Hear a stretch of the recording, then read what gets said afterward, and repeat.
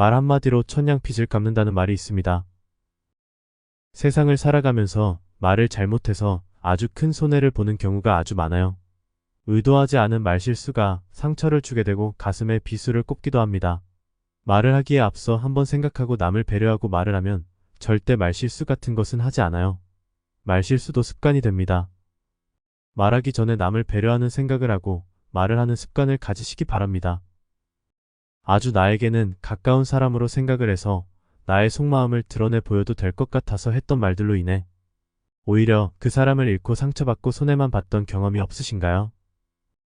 가까운 사이라서 편해서 가까운 사이라서 조심하려고 하다가 한 행동 때문에 힘들어지는 경우가 많습니다. 나이 들수록 인생의 지혜를 찾는 것은 중요합니다. 오늘은 아무리 친해도 드러내면 후회하게 되는 것 5가지입니다. 첫 번째, 돈 자랑입니다. 돈을 자랑하거나 과시하는 행동은 종종 자만심과 위력을 강조하는 결과를 낳습니다. 이로 인해 다른 사람들은 부족함을 느끼게 되며 상호 간의 친밀감과 신뢰가 훼손될 수 있습니다. 또한 이런 자랑이 허위일 경우에는 신뢰성을 상실하게 되고 이후 인간관계의 어려움을 초래할 수 있습니다. 돈 자랑은 자만심과 위력 강화를 유발할 수 있습니다. 자랑하는 사람은 자신을 강조하고 주변 사람들보다 우월하다고 느낄 수 있습니다. 이로 인해 타인들은 부족함이나 열등감을 느끼게 되며 상호 간의 친밀감과 신뢰가 저해될 수 있습니다.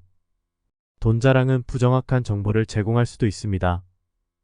사람들이 자신의 재산이나 부를 과장하거나 허위로 이야기할 수 있습니다.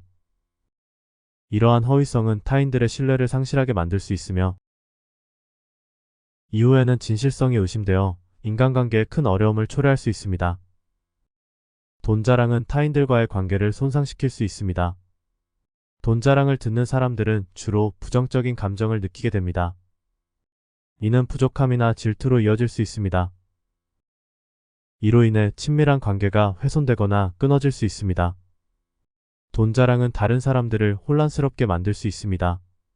자랑을 듣는 사람들은 어떻게 대응해야 할지 모호해지고 자신의 감정을 어떻게 표현해야 할지 망설이게 될 수 있습니다.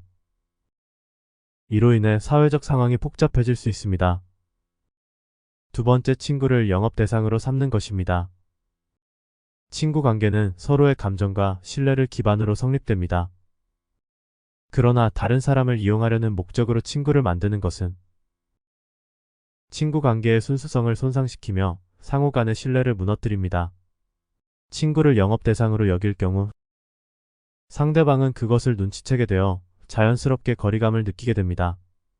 친구를 영업 대상으로 여기는 것은 이해심과 진정성이 부족한 태도를 나타낼 수 있습니다. 만약 친구를 이용하려는 목적으로 접근한다면 그 관계는 상대방이 자신의 필요에 부합할 때만 가치가 있는 것처럼 보일 수 있습니다. 이는 상대방에게 상처감을 주고 친구 관계의 의미를 희석시킵니다. 또한 친구를 영업 대상으로 삼는 행동은 상대방이 그것을 눈치채게 할 수 있습니다. 사람들은 종종 자신이 이용당하거나 부당하게 다루는 것을 느낄 수 있습니다. 만약 누군가가 친구 관계를 이용하여 얻으려고 한다면 상대방은 그것을 감지하고 거리를 느끼게 될 것입니다. 이는 서로 간의 관계에서 자연스럽게 거리를 만들 수 있습니다. 그리고 친구를 영업 대상으로 여기는 행동은 관계의 불균형을 초래할 수 있습니다. 친구 관계는 상호적인 것이며 서로가 주고받으면서 성장하고 발전해야 합니다. 그러나 한쪽이 다른 쪽을 이용하거나 영업 대상으로 삼는다면 이러한 균형이 깨질 가능성이 큽니다. 이는 관계의 불만과 불편을 유발하며 친구 관계가 소중한 의미를 잃을 수 있습니다. 세 번째, 돈을 빌려달라는 것에 대해 정색하는 경우입니다. 어려운 상황에서 돈을 빌려달라는 요청은 민감한 주제입니다. 이때에는 감정적인 상황을 신중하게 대응해야 합니다. 상대방이 돈을 빌려달라고 하는 상황에서 단호한 태도 대신에 그들의 어려움을 공감하며 이해해주는 태도가 중요합니다. 냉철한 태도보다는 배려심과 이해심을 드러내면 상호 간의 신뢰와 친밀감을 유지할 수 있습니다. 상대방이 돈을 빌려달라는 상황에서 먼저 그들의 어려움을 듣고 공감하는 것이 중요합니다. 그들이 왜 도움이 필요한지 이해하려 노력하고 그들의 입장을 고려하는 것이 좋습니다. 이렇게 함으로써 당신은 상대방을 위로하고 불편한 감정을 덜어줄 수 있습니다. 단순히 거절하거나 냉철하게 대하는 것보다는 상대방을 위한 배려와 협의의 가능성을 열어두는 것이 중요합니다. 또한 요청에 대한 답변을 결정할 때에는 자신의 상황과 한계를 고려하는 것이 필요합니다. 네 번째는 자신의 어려움만 얘기하는 경우입니다. 어려움을 겪을 때에는 자신의 어려움만 얘기하는 것보다는 상대방의 어려움과 고민에도 귀 기울이는 것이 중요합니다. 상대방의 어려움에 공감하고 이해하는 태도를 보이면서 서로를 더 잘 이해하고 지지해주는 관계를 형성할 수 있습니다. 먼저 상대방이 자신의 어려움을 얘기할 때에는 진정으로 듣고 공감하는 자세를 가지는 것이 중요합니다. 상대방의 어려움에 집중하고 그들의 감정을 이해하려 노력하면서 어려움을 함께 나누고자 하는 의지를 보여줍니다. 이렇게 하면 상대방은 자신의 어려움을 털어놓을 수 있는 안전한 공간을 느낄 것입니다. 자신의 어려움만 얘기하는 것이 아니라 상대방의 상황과 어려움에 대해서도 물어보고 관심을 가지는 것이 중요합니다. 상대방의 생각과 감정을 듣고 이해하려 노력함으로써 서로 간에 더욱 긴밀한 연결이 형성될 수 있습니다. 상대방의 어려움을 들으며 그들의 경험을 존중하고 함께 고민해보는 것은 관계를 튼튼하게 만들어 갈 수 있는 기반이 됩니다. 또한 상대방의 어려움에 대한 이해와 공감을 드러내면서 나 또한 어떤 어려움을 겪고 있는지 솔직하게 얘기하는 것도 좋은 방법입니다.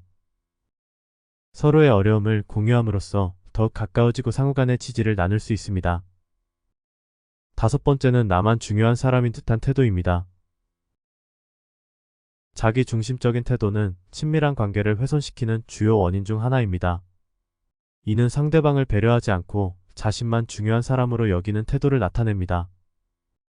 이러한 태도는 관계의 실체를 흔들 수 있으며 서로의 감정과 생각을 무시하거나 상대방의 가치를 떨어뜨리는 행동을 통해 나타날 수 있습니다. 이로 인해 관계의 신뢰와 친밀감이 훼손되고 서로의 감정을 이해하고 존중하는 것이 어려워질 수 있습니다. 자기 중심적인 태도는 이러한 상호작용을 방해하고 상대방의 감정을 고려하지 않고 자신의 욕구만을 추구하는 행동으로 나타날 수 있습니다. 자기 중심적인 태도를 극복하려면 다음과 같은 접근법을 고려할 수 있습니다. 자신의 감정과 욕구를 중요시하면서도 상대방의 감정과 욕구를 존중하고 이해하는 태도를 가지는 것이 중요합니다. 이는 상대방을 도와주는 행동을 통해 나타날 수 있으며 서로의 필요를 존중하고 함께 고민해보는 관계를 형성하는 데 도움이 됩니다. 상대방의 입장에서 생각하고 감정을 공감하려 노력하는 것이 중요합니다. 상대방의 가치와 감정을 존중하며 자신의 행동이 상대방에게 어떤 영향을 미칠 수 있는지 고려하는 것이 중요합니다. 상대방을 위한 배려심을 가지고 행동하면 상호 간의 친밀감이 더욱 깊어질 수 있습니다. 이는 서로에게 긍정적인 영향을 미치며 더 풍요로운 인간관계를 형성할 수 있도록 도와줄 것입니다. 누구나 다 아는 내용이 될 수도 있지만 간혹 사람들은 잊어버립니다. 자기 자신이 먼저가 되면 자연스럽게 덮여지면서 실수를 하게 되는 것 5가지, 아무리 친해도 드러내면 후회하게 되는 것 5가지 정리하여 보았습니다. 오늘은 여기까지입니다. 저는 더 나은 영상으로 다시 찾아뵙겠습니다. 건강하고 행복하세요.